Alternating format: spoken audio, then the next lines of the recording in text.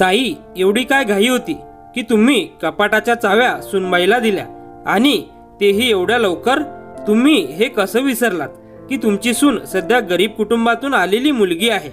गरीब घरातील मुलींना डोक्यावर बसवणं योग्य नाही. शक्य असेल तर पटकन तिच्याकडून चाव्या परत घ्या आणि स्वतःकडे ठेवा, नाहीतर पाहता पाहता ती संपूर्ण घरावर हुकूम गाजवायला लागेल आणि तुम्हाला कळणारही नाही. सुशीलाताई आपल्या मोठ्या जाऊबाई कल्पनाताईंना समजावत होत्या. त्यावर कल्पनाताई शांतपणे म्हणाल्या, सुशीला, ती माझी सून आहे, परकी नाही. हे घर जितकं माझं आहे तितकंच तिचंही आहे. कधी कधी याच भेदभावामुळे आपण स्वतःच आपलं म्हातारपण कठीण करून घेतो. बघ सुशीला, शेवटच्या क्षणी माझ्या उपयोगी तीच पडणार आहे, माझी सेवा तीच करणार आहे. मला वाटतं तुला तुझे विचार बदलायला हवेत. थोड्या दिवसात तुझ्या दिलीपचंही लग्न होईल, आणि जर तू तुझ्या सुनेशी असाच व्यवहार करणार असशील तर भविष्यात ती तुला पाणीही विचारणार नाही. अजूनही वेळ गेलेली नाही. स्वतःला बदल. हा जमाना बदलला आहे. तो काळ राहिला नाही जेव्हा सासवा सुनांवर हुकूम गाजवत होत्या आणि सुना गप्प बसून ऐकत होत्या. आजच्या काळात सून ऐकते, पण तिला सन्मानही हवा असतो. सुशीलाताईंना कल्पनाताईचं बोलणं रुचलं नाही. त्या तावातावानं म्हणाल्या, ताई, तुम्ही मला समजून घेत नाहीत. मी एवढंच म्हणते की संध्याचं लग्न होऊन 4 महिने झाले आहेत आणि गरीब घरातल्या मुलींना माहेरी काहीच मिळालेलं नसतं. त्यामुळे सासरी एवढा पैसा, संपत्ती पाहून त्या हळूहळू डोक्यावर बसू लागतात. ताई, तुम्ही पाहत नाही का, हल्लीच्या सुना काही दिवसातच सासरी आल्यावर सगळं आपल्या मुठीत घेतात, आणि हे सगळं आपल्या बेजबाबदारपणामुळे होतं. आपणच आधी त्यांना आपला मुलगा देतो, मग घर, कपाट, कपाटाच्या चाव्या, आणि मग त्यांना आपली काय गरज आहे, त्यांना जे हवं असतं ते सगळं आपणच आधी देऊन टाकतो. मग त्या आपली काळजी का घेतील? आजच्या तरुण सुनांना वृद्ध माणसांची किंमतच उरलेली नाही. ताई, तुम्ही तुमचा धाक ठेवा, नाहीतर माझं म्हातारपण यायच्या आधीच तुमचं म्हातारपण दुग्धा होऊन जाईल. वाईट वाटून घेऊ नका, पण नेहमी लग्न आपल्या बरोबरीच्या घरात करायला हवं. मी तर माझ्या दिलीपसाठी गरीब घरातील मुलगी आणणार नाही की मला तिला कपाटाची चावी देताना 100दा विचार करावा लागेल. सुशीलाताई सगळं बोलून निघून गेल्या, पण कल्पनाताईच्या मनात त्यांच्या प्रत्येक शब्दाचा प्रतिध्वनी उमटत राहिला. दुसऱ्याच दिवशी काहीतरी निमित्त सांगून कल्पनाताईंनी संध्याकडून कपाटाच्या चाव्या परत घेतल्या आणि स्वतः जवळ ठेवल्या. कुठेतरी कल्पनाताईंनाही माहीत होतं की संध्या गरीब कुटुंबातील मुलगी आहे, तर त्यांच्या घरात पैशाची अजिबात कमतरता नव्हती. मनोज त्यांचा एकुलता एक मुलगा. जर संध्याने सगळ्यांवर हुकूम गाजवायला सुरुवात केली तर हा विचार करता करता कल्पनाताई अस्वस्थ झाल्या होत्या. त्यांचे पती सुहासरावांना मात्र संध्या खूप आवडली होती. त्यामुळे त्यांनी तिच्या कुटुंबाची गरिबी नजरेआड करून मुलाचं लग्न संध्याशी लावून दिलं.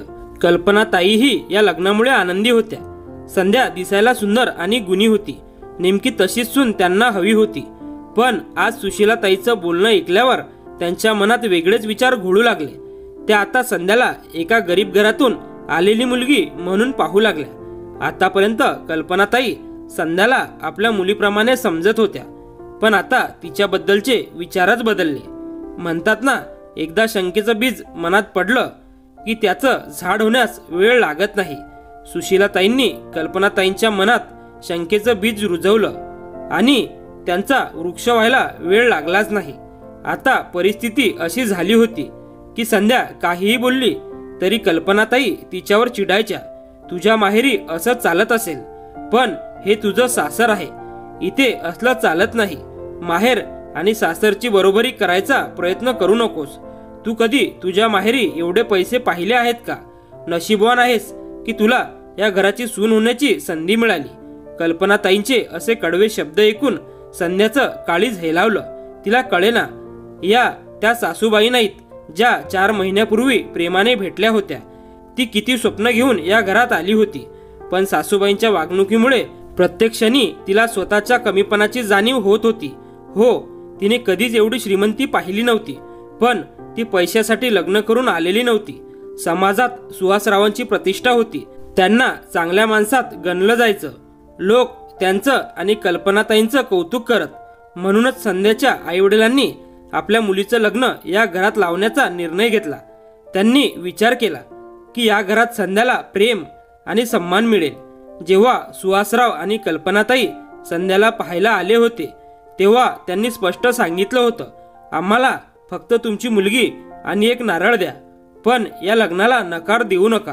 संध्याच्या आईवडिलांनी आपल्याला शक्य तितका खर्च केला, कपडे दागिने दिले, पण ते सासरच्या मानाने कमी वाटत होते.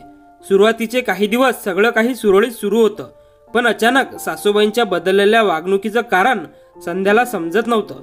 ज्या सासूबाई स्वतः माझा हात मागायला आल्या होत्या आणि लग्नानंतरच्या पहिल्या 4 महिन्यात माझ्यावर अपार प्रेम करत होत्या, त्या खरंच तशा होत्या का? की आता ज्या थंडपणे वागतात तेच त्यांचं खरं रूप आहे? ही गोष्ट तिच्या आकलनाच्या पलीकडची होती. एके दिवशी संध्या कल्पनाताईंना म्हणाली, आई, 2 दिवसांनी माझ्या मामाच्या मुलाचं लग्न आहे, मला कपाटातून माझे दागिने द्या. कल्पनाताई थोड्या कठोर स्वरात म्हणाल्या, माहेरी एवढे दागिने घालून जाण्याची काय गरज? कुठे हरवले तर जबाबदारी कोण घेणार? संध्या समजवणीच्या सुरात म्हणाली, आई, मी दागिने सांभाळीन, तुम्ही काळजी करू नका. पण कल्पनाताई पुन्हा तुटकपणे म्हणाल्या, मला वाटतं आमच्या घरातले दागिने तुझ्या माहेरी नेऊन मिरवण्याची काही गरज नाही.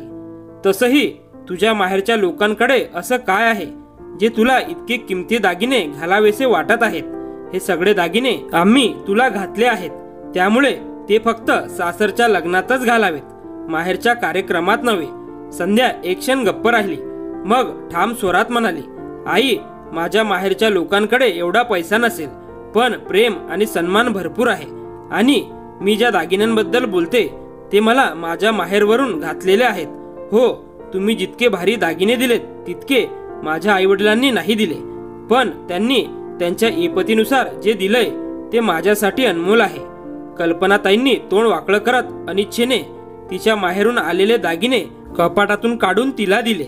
संध्या तेच घालून मामाच्या मुलाच्या लग्नाला गेली. लग्नात तिची आई सरिता ताई तिच्या गळ्यातील दागिने पाहून म्हणाली, संध्या, तुझ्या सासरच्या लोकांनी दिलेले एकही दागिना तू घातलेला नाहीस. काय झालं? संध्या हसून म्हणाली, आई, ते बँकेच्या तिजोरीत ठेवले आहेत म्हणून हेच दागिने घालून आले. ती आईला सत्य सांगून तिच्या मनात काळजी निर्माण करून इच्छित नव्हती. तिला हे कळू द्यायचं नव्हतं की काही श्रीमंत लोक आधी गरीब घरातील मुलीशी लग्न करून तिला मोठ्या सन्मानाने घरी आणतात आणि मग हळूहळू तिला आणि तिच्या कुटुंबाला गरीब म्हणून हिणवतात. जर एवढीच लाज वाटत असेल तर गरीब कुटुंबातील मुलीशी लग्नच का करतात? लग्नाच्या वेळी तिच्या वडिलांसमोर विनम्रतेने हात का जोडतात आणि लग्न झाल्यावर मात्र तिलाच आणि तिच्या माहेरच्यांना गरीब असल्याचं सतत टोचून का सांगतात? हा एक असा शिक्का असतो जो एक स्वाभिमानी कुटुंब आयुष्यभर मनोमन झेलत राहतं. संध्याला फक्त एवढंच हवं होतं की सासरी तिला प्रेम मिळावं. तिचा नवरा मनोज तिला खूप प्रेम करत होता. सासरेही तिला आपल्या मुलीप्रमाणे वागवत होते, पण दिवसाचा मोठा भाग तिला सासूबाई सोबत घालवायचा होता आणि त्या रोजच तिला टोमणे मारत होत्या. त्यांच्या वागण्यामुळे कुठेतरी संध्याचा विश्वास डगमगू लागला होता. संध्या हे सगळं विचार करत होती, तेवढ्यात तिच्या आईच्या आवाजाने तिची तंद्री भंगली. लग्नानंतर ती पुन्हा सासरी परतली. थोड्याच वेळात सुशीलाताई कल्पनाताईच्या घरी आल्या. त्यांनी पाहिलं की त्यांच्या जाऊबाईंनी कल्पनाताईंनी घराच्या चाव्या स्वतःकडे घेतल्या आहेत. हे पाहून सुशीलाताई खूप आनंदित झाल्या. कल्पनाताई संध्याला प्रत्येक गोष्टीवरून कमीपणा दाखवत होत्या. ते पाहून त्यांना विशेष आनंद झाला, जणू त्यांची इच्छा पूर्ण झाली होती.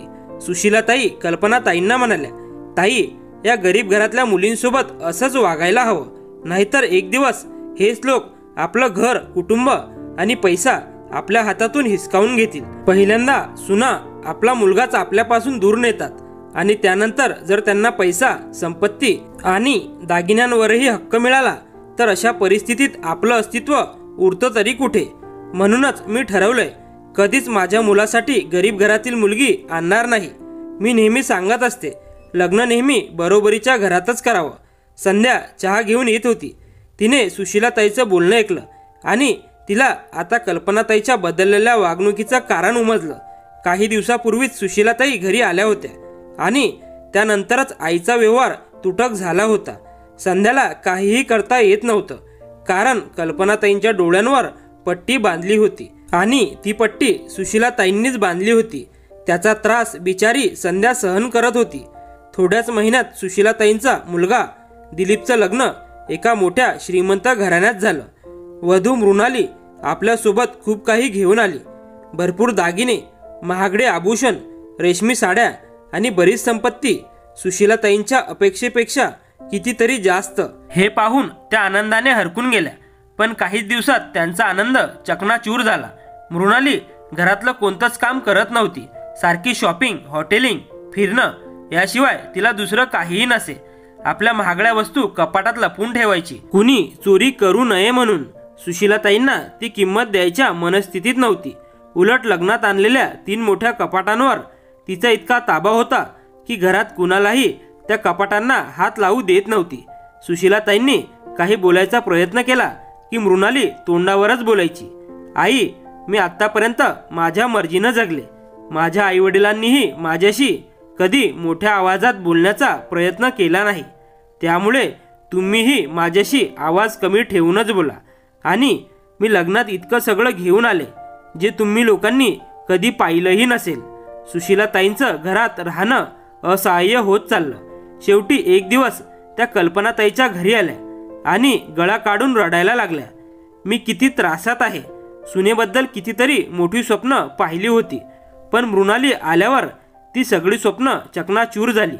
तेव्हा संध्या हसत म्हणाली, काकी, लग्न नेहमी आपल्या बरोबरीच्या लोकातच करायला हवं, नाहीतर अशीच अवस्था होते. तुमची सुनबाई खूप श्रीमंत घरातली आहे, तरी सुद्धा तुम्ही एवढ्या त्रासात का आहात? दुसऱ्याच्या घरी जाऊन फुकटचे सल्ले द्यायचे, सुना कुठल्या घरातून आणायच्या यावर भाषणं द्यायची, पण अखेर तुमचीच अशी अवस्था होईल असं कोणालाही वाटलं नव्हतं, नाही का? कल्पनाताई आणि सुशीलाताई दोघीही एकमेकींकडे पाहू लागल्या. सुशीलाताई गेल्यानंतर कल्पनाताईंना आपल्या वागण्याचा पश्चाताप होऊ लागला. त्या मनोमन विचार करू लागल्या की देवाचे हेच आभार मानायला हवेत की त्यांना मृणालीसारखी सून मिळाली नाही. आता त्या पूर्वीच्या कल्पनाताईपेक्षा पूर्णतः बदलल्या होत्या.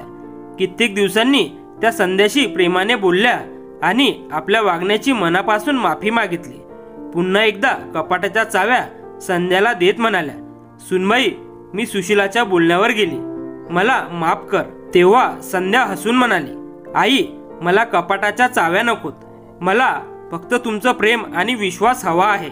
तिच्या बोलण्याने कल्पनाताईंना सत्य उमगलं.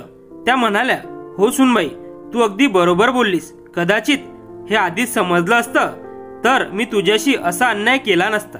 मित्रांनो, अनेकदा बाहेरचे लोक आपल्या घराची पायाभरणी डळमळीत करण्याचा प्रयत्न करतात, पण त्यासाठी कारणीभूत आपणच असतो, कारण आपणच त्यांना त्या मर्यादा ओलांडण्याची संधी दिलेली असते. लोक काय म्हणतात याला महत्त्व देऊ नका, कारण काही जण आपले घर उद्ध्वस्त व्हावे या संधीच्या शोधात असतात. ते कट कारस्थान रचतात, चिथावणी देतात, भांडणाला हवा देतात, फक्त तुमचं नातं बिघडावं म्हणून. पण लक्षात ठेवा, घर तुमचं आहे, नाती तुमची आहेत आणि त्यामुळे निर्णय घेण्याचा हक्कही फक्त तुमचाच आहे. धन्यवाद.